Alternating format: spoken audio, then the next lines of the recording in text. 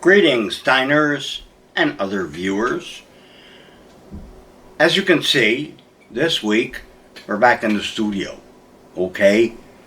I'm not on the road doing location footage this week because I'm shot, okay? I'm really shot. As you can see, I look like hell, alright? And I feel worse than I look, which I know is hard to believe, okay? God. And this week, we're going back to a favorite topic these days in collapse, which is coronavirus, okay? See? Corona? we got the prop back out. And I have a few things to talk about with coronavirus, COVID-19, whatever you want to call it, to talk about. The first one is my own personal experience, okay? I think I had it, alright? I can't be sure because I'm not going in for a test. But I'm telling you, man, I went through 2 to 3 weeks of sheer hell on Earth. I'm telling you, I don't get sick often, or at least not sick like that, of that type. I'm sick all the time, but not that type of sick.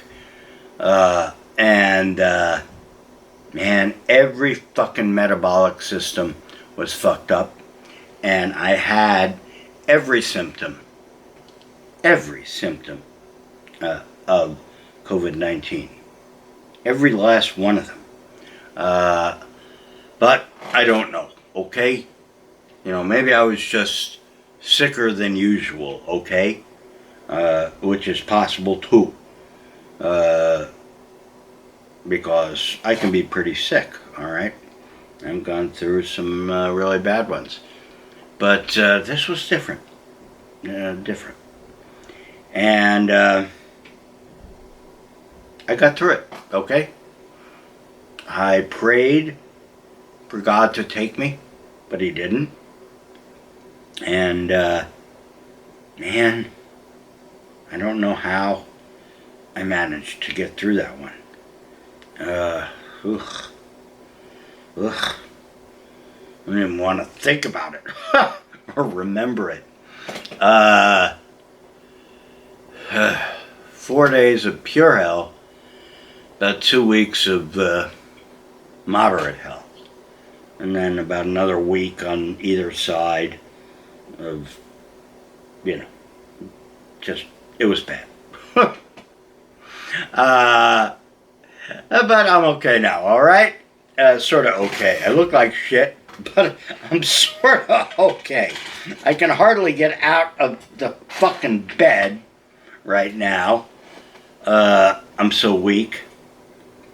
And my paralysis is bad. But I'm not dead, okay? So I'm here to do another Collapse Cafe this week. And let me have a little sake, okay? Ugh.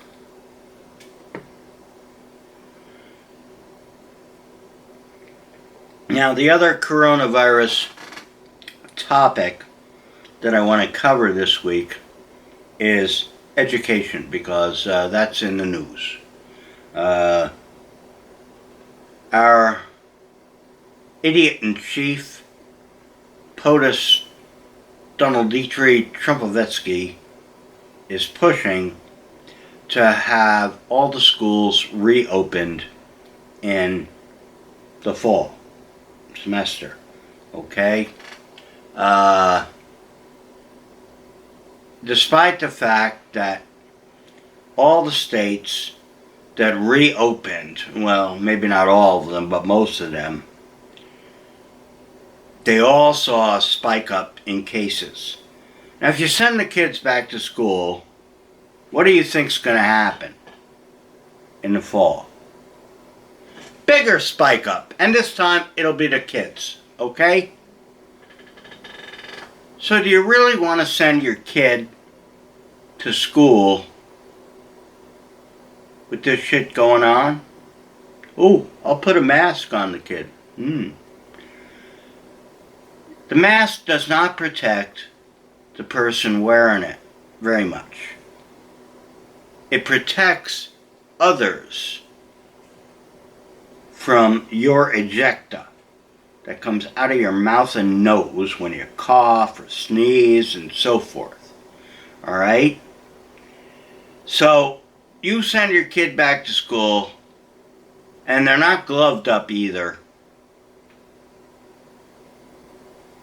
You're really increasing a chance that that kid will contract COVID-19 and then bring it home to the family and all his or her friends and so forth and so on, okay? But El Trumpo is pushing for this. Now why? Okay? Why push to send the kids back to school? Well, there are a few reasons, and they're mostly economic. Teachers are a huge part of our economy. Alright? There are a lot of them. All over the country. There are teachers everywhere, okay?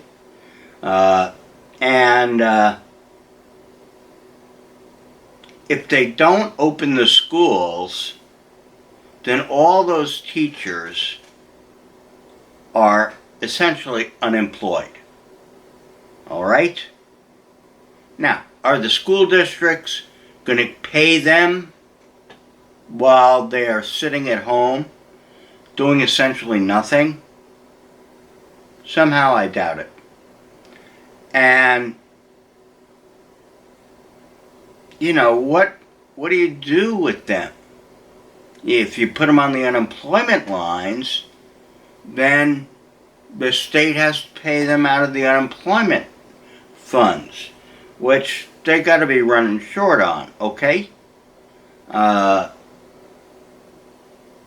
sure that, you know, I know these funds are long since bankrupt, and they're just getting further infusions of money from the Fed. There's no other way that they could still be running. I mean, it's just not possible.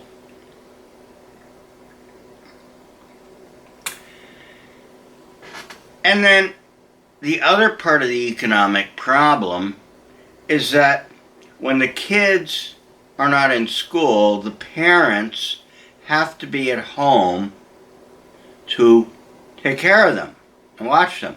Schools are warehouses for kids, all right, until they are economically viable cogs in the industrial machine. And if the parents have to stay at home, then who goes to work, okay? Who's going to go to work when all the kids have to keep staying home? And then you got the education problem, okay? I mean, the kids got to learn, alright? But most parents, even if they want to, aren't capable of homeschooling. They just are too stupid, alright? They don't know enough. And most teachers are too stupid too, but that's another problem entirely. So, the kids are just dancing around. The parents don't know what to do. The economy is sluggish to non-existent. And this is the state of things at the moment. And so that's why our POTUS wants to get the teachers back to work and the kids back in school and you know, let's just get back to normal. Because, you know, it's not so bad, okay? I mean, so what if, you know, 1 million people die? All right? And we're getting there, all right? The numbers, how they're reported and so forth, it's really hard to say what our actual death count is globally, but it's definitely getting up there, okay? And I don't think we'll ever know when we have 1 million dead people.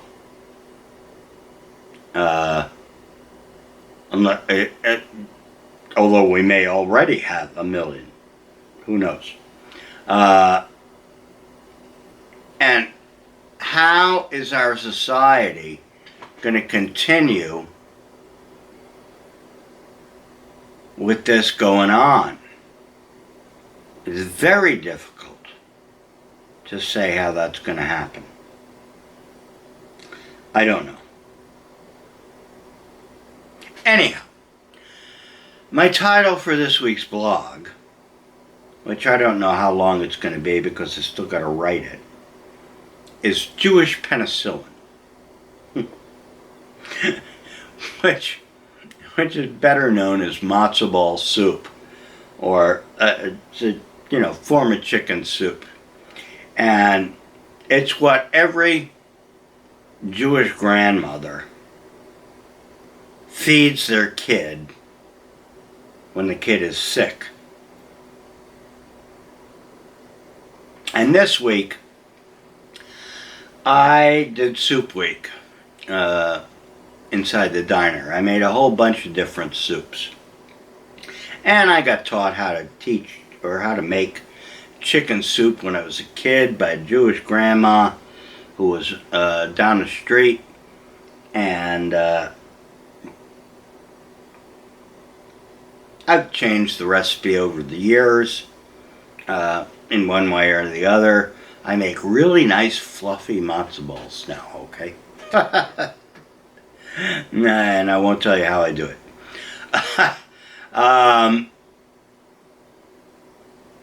And there's a reason for that, too.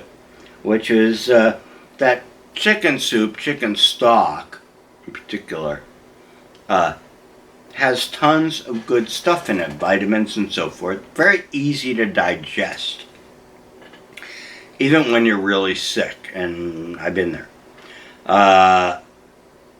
Even when your stomach isn't working right and so forth, you usually can get down chicken soup, with or without the matzo balls. You can put other stuff in there. Noodles are okay, and wontons okay also. I mean, I put lots of different things in my chicken soups. And I make the chicken soups in different ways too. Sometimes I use fresh bones and so forth, make my own stock. Sometimes I buy stock, organic stock, whatever. And you can make your stock however you want. I mean, if you got your own chickens, chop the head off and make it yourself. I don't care how you make your stock. But it's good, easy to digest stuff. And then in my soup went some locally available stuff, which are Alaska grown carrots and Alaska grown celery and herbs, fresh grown herbs that are locally available, which I should be growing myself, but I haven't had the energy, and so forth. So,